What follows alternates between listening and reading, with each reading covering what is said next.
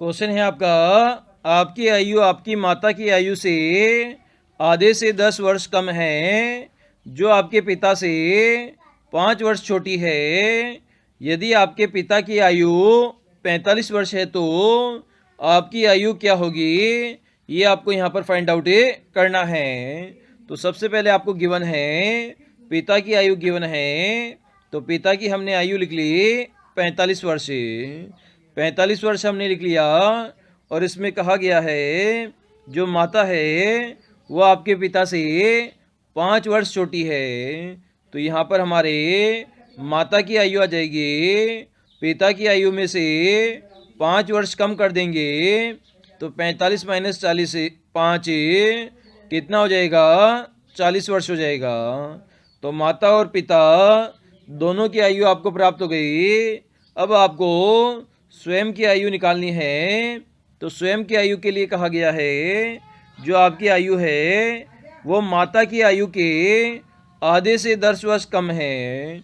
मतलब ये माता की आयु का आप आधा कर लीजिए और उसमें से भी 10 वर्ष घटा दीजिए, तब आपको स्वयं की आयु प्राप्त होगी। तो 40 में 2 का भाग देंगे तो आपका 20 बचेगा, क्योंकि 2 दूनी 4 20 आ गया।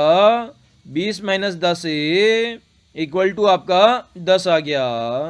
तो यहाँ पर आपकी आयु कितनी आ गई, 10 वर्ष आ गई। और ये आपको ऑप्शन नंबर सी में गिवन है। तो दिए गए क्वेश्चन का हमारा सी आंसर हो जाएगा। क्वेश्चन है आपका, find the missing number in the diagram में। तो इसके लिए आपको 3x3 की एक टेबल गिवन है जिसमें आपका एक नंबर मिसिंग है। ये मिसिंग वाला नंबर आपको यहाँ पर फाइंड आउट करना है दिए गए 4 ऑप्शन में से। तो इसे हम यहाँ पर सोल्व करने की कोशिश करते हैं।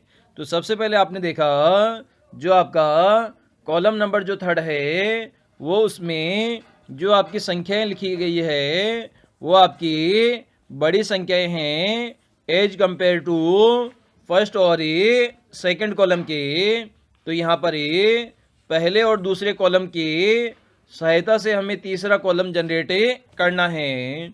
तो सबसे पहले हम यहाँ पर 3rd रो को कंसीडर करते हैं। तो आपको 59 जनरेट करना है 11 और 13 की मदद से। तो यहाँ पर अगर 13 को हम 2 से गुणा कर दें तो 13 दूना 26 आपको प्राप्त होगा। इसी प्रकार 11 को अगर आप 3 से गुणा कर दें तो कितना प्राप्त होगा, 33 आपको प्राप्त होगा। अगर इन दोनों को आपस में जोड़ दिया जाए तो 6 और 3 आपका 9 हो जाएगा और 3 और 2 5 हो जाएगा। तो संख्या 59 आपको यहाँ पर प्राप्त हो जाएगी।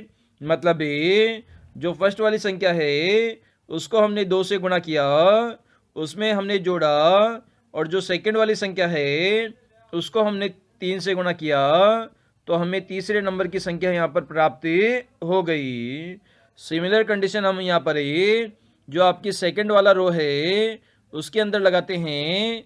तो यहाँ पर आपने देखा 9 को हम 2 से गुणा करेंगे और 17 को हम 3 से गुणा करेंगे और इसे आपस में जोड़ेंगे तो 9 दूनी 18 हो जाएगा और 17 3 51 हो जाएगा। तो 8 और 1 कितना हो जाएगा, 9 हो जाएगा। 5 और 1 6 हो जाएगा। तो संख्या आपको 69 प्राप्त हो जाएगी। सिमिलर कंडीशन हमें फर्स्ट वाली रो में लगाते हैं। तो यहाँ पर हम 2 से गुणा करेंगे, संख्या यहाँ पर हमारी मिसिंग है तो इसको हमने x मान लिया, प्लस 3 गुणा 13 करेंगे तो ये किसके बराबर होनी चाहिए, ये आपके 49 के बराबर होनी चाहिए। तो यहाँ पर हम देख सकते हैं 2x का मान कितना आ जाएगा, 13 3 कितना हो जाएगा, 39 हो जाएगा। 39 इधर क्या है, प्लस में है, 2x के उधर जाके माइनस में होगा। तो 49 में से हमें 39 को घटा देंगे तो कितना बचेगा, 10 बचेगा। लेकिन 10 किसका मान है, 10 आपका 2x का मान है। तो x की वैल्यू कितनी आ जाएगी, 2 यहाँ पर गुणा में है, इधर जाएगा तो भाग में जाएगा तो 10/2 वैल्यू हो जाएगी। तो मान कितना आ जाएगा, 5 आपका मान आ जाएगा। तो x का मान हमने 5 फाइंड आउट कर लिया और ये आपको ऑप्शन नंबर बी में गिवन है। तो दिए गए क्वेश्चन का हमारा 5 आंसर हो जाएगा। क्वेश्चन है आपका find missing number A. Missing number आपको यहाँ पर फाइंड आउट करना है। इसके लिए आपको 2 ट्रायंगल गिवन हैं। जो सेकंड नंबर आपका ट्रायंगल है उसमें आपका एक क्वेश्चन चिन्ह है, यहाँ पर आपका एक नंबर आएगा दिए गए 4 ऑप्शन में से। तो ये नंबर आपको फाइंड आउट करना है। तो इसके लिए हम क्या करेंगे, पहले वाले ट्रायंगल का एनालिसिस करेंगे कि इसकी संख्याएं कैसे लिखी गई है। तो बीच में इसके 123 लिखा गया है। तो यहाँ पर हम देख सकते हैं सबसे पहले क्या किया, 1 का स्क्वायर 1 किया, उसके बाद में 2 का स्क्वायर किया 4 हो गया, उसके बाद में 3 का स्क्वायर किया 9 हो गया। मतलब ये 1 का स्क्वायर किया, 2 का स्क्वायर किया और 3 का स्क्वायर किया।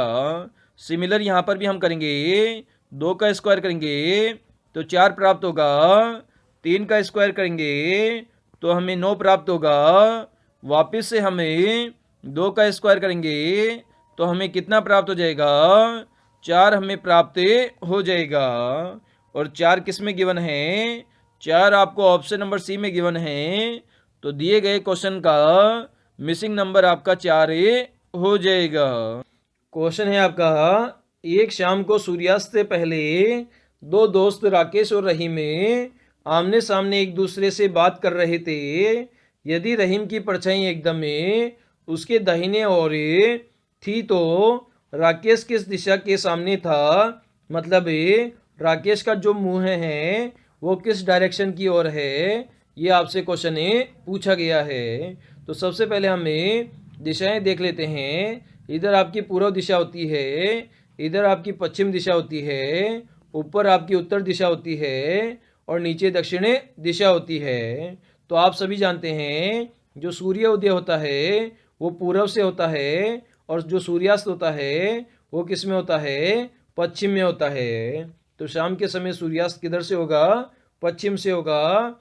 तो 2 दोस्त हैं जिनके नाम हैं रहीम और राकेश। तो यहाँ पर रहीम और राकेश हम 2 दोस्त बना लेते हैं। तो सूर्यास्त किधर से होगा, इधर से हमारा सूर्य अस्त होगा पश्चिम दिशा से। और अब क्वेश्चन में कहा गया है आमने सामने बातें कर रहे हैं, जो रहीम की परछाई है एकदम उसके दाहिने ओर थी। मतलब ये नीचे वाला रहीम होगा, तभी इसकी जो परछाई है वो दाईं साइड गिरेगी, क्योंकि पश्चिम में क्या हो रहा है, सूर्यास्त हो रहा है। तो ये कौन सा हो गया हमारा, नीचे वाला हमारा रहीम हो गया और ऊपर वाला कौन हो गया, राकेश हो गया। और ये एकदम दाईं ओर गिर रही है। तो राकेश किस दिशा के सामने खड़ा है, तो राकेश का डायरेक्शन हमसे पूछी गई है।